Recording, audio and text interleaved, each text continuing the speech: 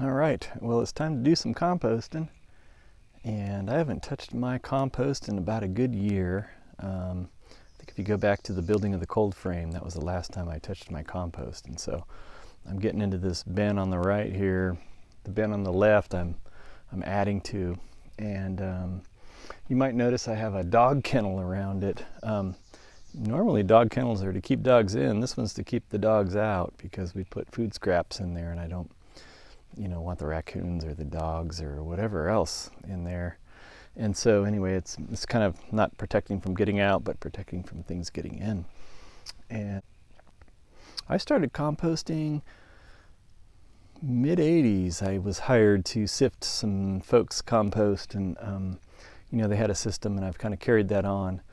One of the things my site, as far as composting goes, I've got my everything in the shade, and that's probably not the best thing. So it's good for that to be out in the sun where it can heat up. And so anyway, because of space constraints, we're here in the shade on the hillside, and so it makes things take a little longer as far as composting goes.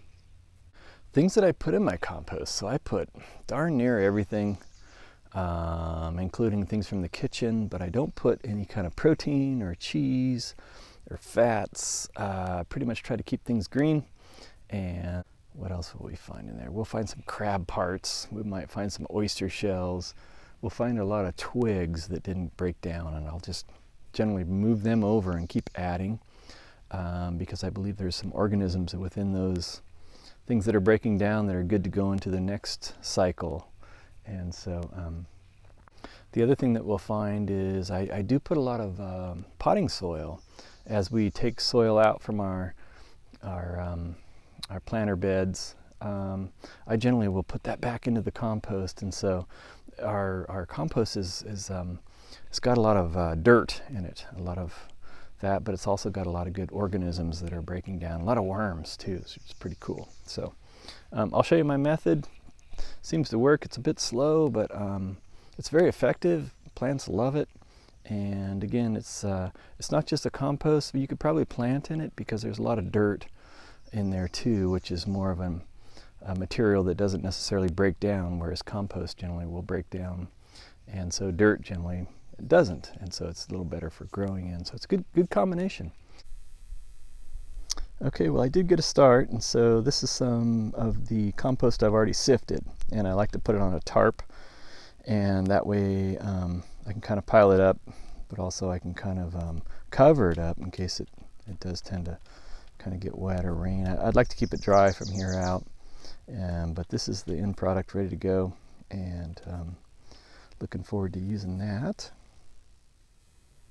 And then I do tend to put it in bags too, which is easier to haul, and I intend to give some of this to my mom, who's got a yard that she is working on propagating some things, and then it's nice to share with the neighbors too. So put it in some bags, and that way I can share the wealth. And so this is where I'm currently working, and this is the right side of my bins. And the last time I fluffed this over, it was probably 2 feet taller, and so it's kind of sloughed down. I feel like that's why it's probably ready to go. And again, lots of sticks that I'll have to kind of sift and maybe throw out. And when I throw them out, I really just kind of move them over to this bin. So some things don't break down, particularly rocks, but most of the organic matter will break down and end up ready, kind of like this pile here, and ready to sift. I also have concrete pavers at the bottom. I did find that roots were infiltrating, and so I had to put something down to keep the roots from building up through. The roots were just becoming so thick that I couldn't actually sift them through the screen, and so I had to put some large 2 foot by 2 foot pavers to line the bottom, and which makes it easier to scrape when I get there, but also keeps the roots out because they just love, the roots were just loving this. And again, my bins aren't anything special. It's just things that I've found that will retain dirt, because I also think that my bins Well, they're kind of composting too. They're kind of falling apart, and someday I'll rebuild them, but they just are what they are. And whatever I can do, again, to kind of hold things in until that day that it gets sifted, and then someday I'll just rebuild the whole thing. And I've done that about 3 or 4 times, and it seems to work out pretty well. And this is where we are as far as the digging goes. I think I'm over halfway, so a lot comes out of there once you kind of fluff it up, which I'm going to show you next. All right, I love this view. It makes me feel small, a little humbled down here. Anyway, I wanted to show a few things. This is, again, I make my bins out of anything, and I think there's some louvered doors here, just some random 2x12 fir, 4x4s, whatever, and then some screen. I think I got some screen mixed in over here, so it's composting as well. This is where I'm adding things to right currently, and so whether they come from the kitchen or you're going to see me toss them over from the previous bin because they didn't break down, and so we're going to give them a chance. Yeah, this is probably one of the only times I would like to wear gloves, but you can see I've already wore a hole in that one, and these are relatively new, so this is why I wear gloves. But my screen, so it's rather large and overall space, but the squares there, they're about a 1/2 inch, and so I like about a 1/2 inch screen, and seems to really fluff things up nicely. My wheelbarrow.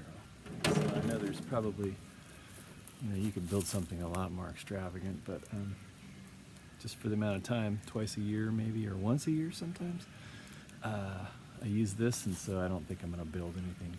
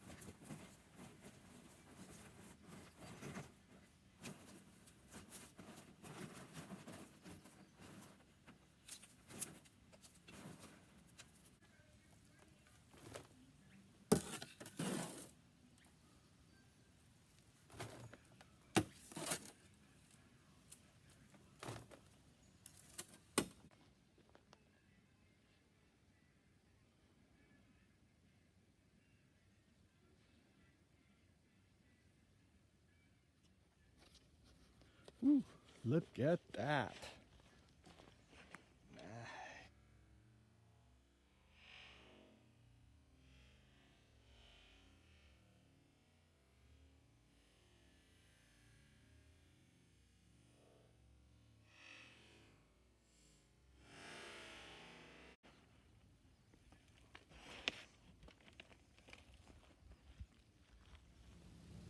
All right, we got to the bottom of it, and you can see the pavers that I put. There's 4 of them there, so I got a 4x4 space, feet wise, and again, that's to keep the redwood roots out. I have heard somewhere in research that like the optimum size is a 4x4, so 4 foot by 4 foot by I think 4 feet, and again, that allows material to break down and heat up. Basically, you want things to kind of heat up too, so that's what helps the process goes. So that was about a 2-hour dig. I showed you the big pile that I got out of the deal, so that was again well over a 1/2 yard. I got 2 bags, and I also got a garbage can full, so I am set to do some planting. And this is what's left. This is the other side. So you can see on the top, those are things that didn't go through the screen. So a lot of bigger sticks, some wood pieces, various things just didn't go through. A lot of shell, as I was mentioning. And so I just pile that right on top. And then I'll probably turn this over to the empty side. in about a week or two, and it'll slump down a little bit. But yeah, I'm gonna flip this over, and I'm gonna flop it into there, and I'll be off and running for the next year. So kind of laborious, definitely rewarding. And okay, but before I start filling this side up, I like to put a nice thin layer of some green matter. These are grass clippings. Get those going. I might get some more and just kind of start with some green at the bottom. The grass will tend to heat up a little bit, so that's nice. And it seems like I always find the little red worms in the layers of grass that I mull through here. So I like putting grass in, and then again I'll put maybe some hedge trimmings or something, maybe another inch or so, and then I'll flip it over, flip the other side into there. And so enjoy your composting.